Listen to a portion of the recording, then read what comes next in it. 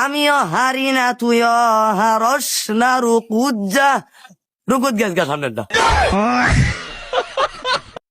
একবার এক মসজিদের ভিতরে তারাবির জন্য মানুষ খুঁজতেছে, খুঁজতে খুঁজতে এক মাদ্রাসার তো দুইটা ছাত্র পাইছে।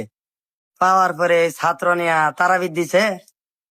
এই মাদ্রাসার তো 1 কিলো পরিমাণ দূরে যার লাগে। 27 নাম্বার ভাড়া তো হইলো কোরআনের ভিতরে সহজ।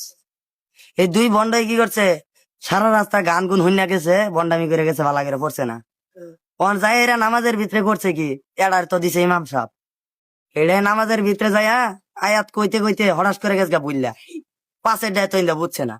পাশের ডায় কইতাস কি, ফালাম্মা বুঝছি না আবার ক। ও না সামনের ডায় তো কিছুই কর পাইতাস না। পাশের ডায় বুদ্ধি করে কইলো কি, আমিও হারি না তুইও হারস না রুকুত যা রুকুত গেছ গা সামনেরটা।